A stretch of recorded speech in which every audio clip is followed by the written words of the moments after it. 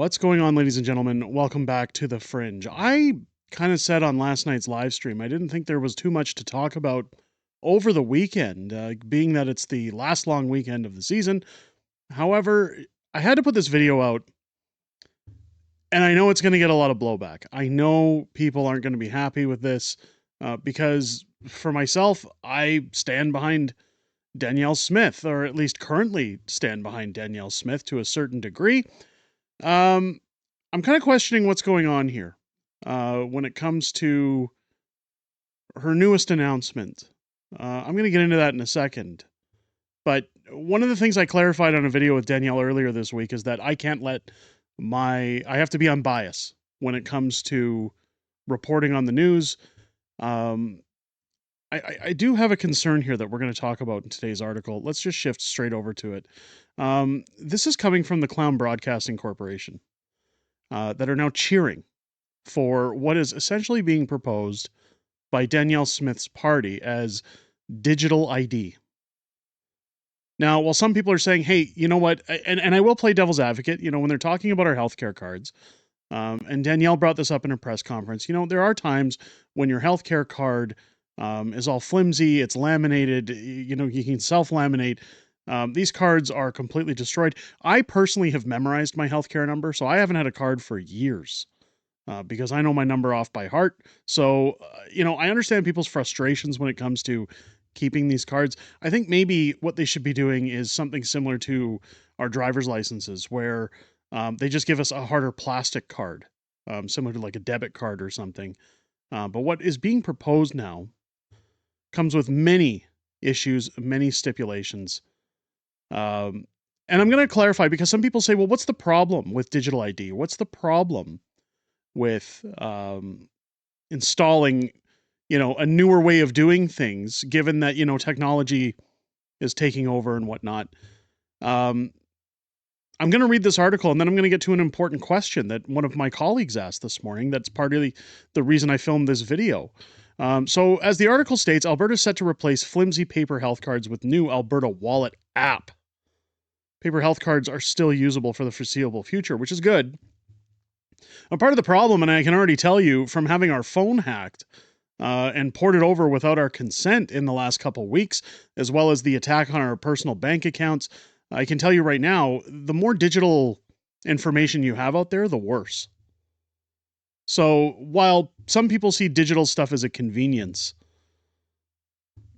it ultimately leaves your information out there in cyberspace for anybody to manipulate it at their will. It says here that Alberta is planning to ditch its long maligned paper health cards with a new app that is dubbed the Alberta Wallet. Holding her own crumpled health card, Alberta Premier Danielle Smith said Friday that the app would allow people to access their health card from their phone. We've been trying to get rid of these things, Smith told a news conference in Calgary, noting her own card is dog-eared and has a broken plastic cover. So again, I understand that end of it. And I understand, the costs that digitally it's easier to give everybody access on their phones rather than, printing or distributing plastic.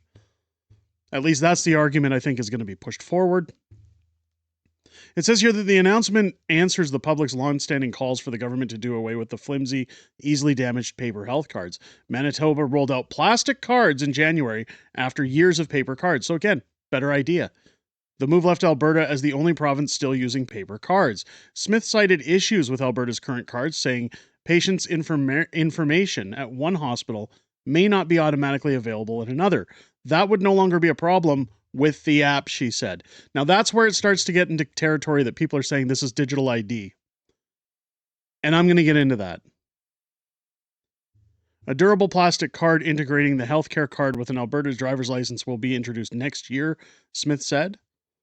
Smith acknowledged that some may not want to use the app. She said it won't be mandatory and that the paper cards will still be usable.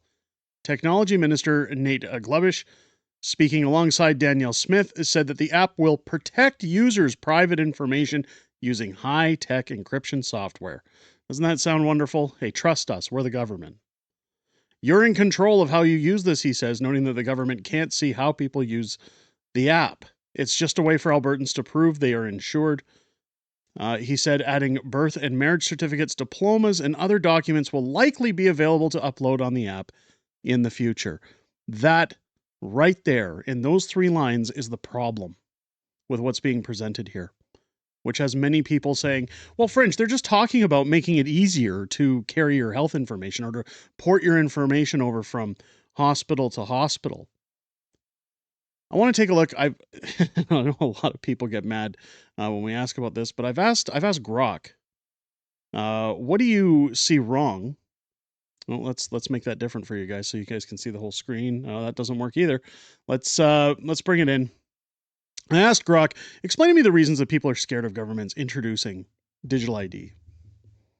So this is important because for anybody who doesn't understand the risks or those who aren't tech savvy, I want to lay it all out as to why people don't want this. It says people fear government-introduced digital IDs for several reasons, rooted in concerns about privacy, control, and potential abuse.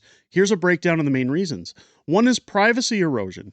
Digital IDs often involve collecting and storing personal data such as biometric information, i.e. fingerprints, facial recognition, addresses, or financial records. Many worry this creates a centralized database vulnerable to hacking, leaks, or misuse, exposing sensitive information. For example, a breach could lead to identity theft or surveillance overreach. So again, that's only the tip of the iceberg when I talked about what happened with mine and the wife's phones a couple of weeks ago.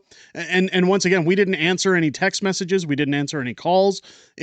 Somebody just magically ported our phone numbers without our consent, and they instantly were able to clone our devices, get into our bank accounts, transfer money without our knowledge, sign us up for multiple different accounts over email, you name it. It's been an absolute catastrophe trying to rebuild after that's happened. However, we're well on our way to fixing that problem.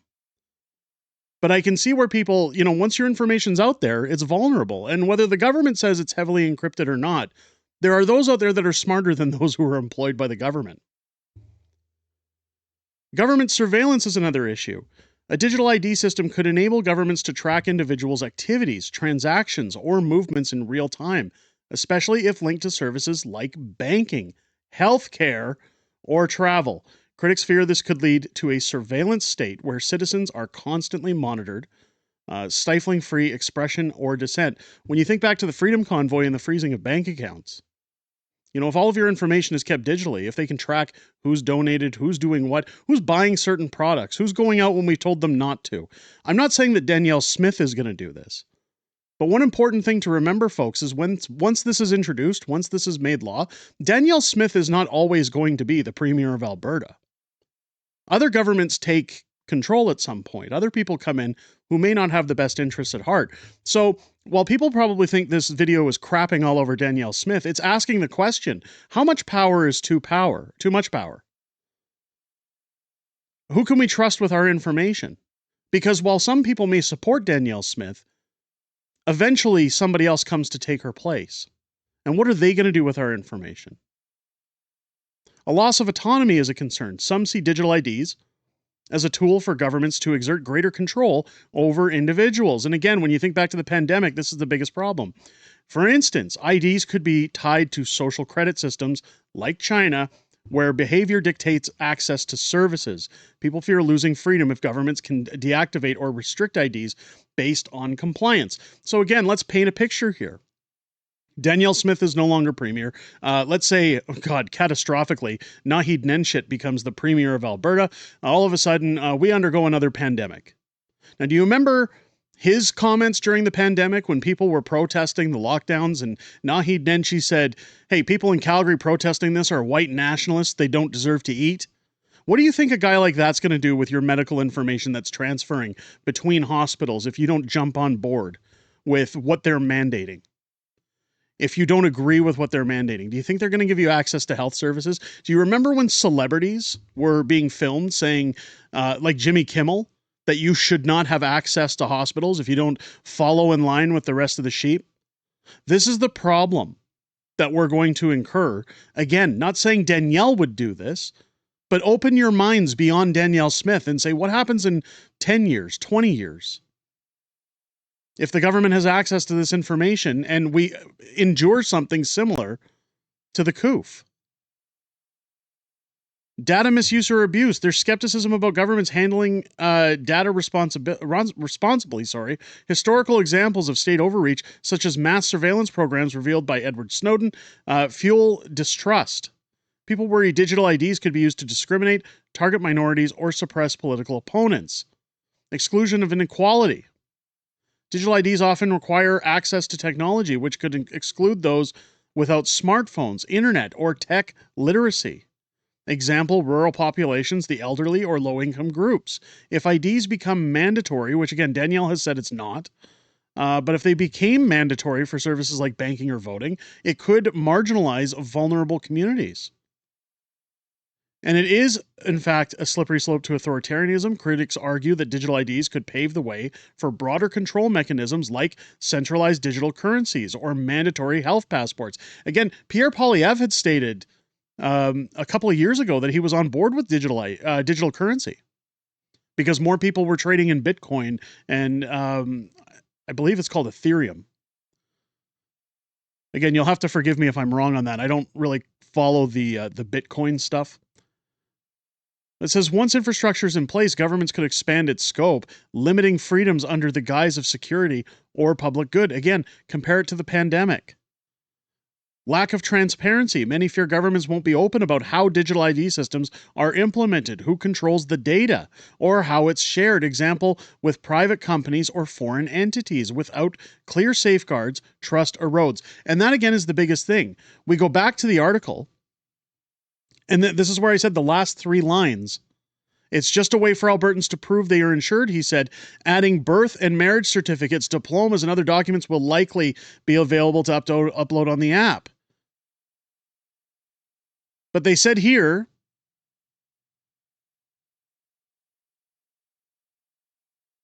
where is it? That it'll be heavily encrypted? Who's encrypting it? Who's issuing that data?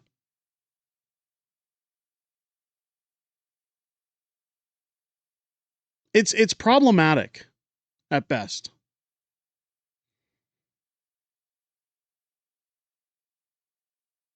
It says here, the last point on digital ID, technological dependence and failure. Relying on digital IDs could create vulnerabilities if systems fail, are hacked, or become obsolete. People might lose access to essential services during outages, or if they're flagged incorrectly by algorithms.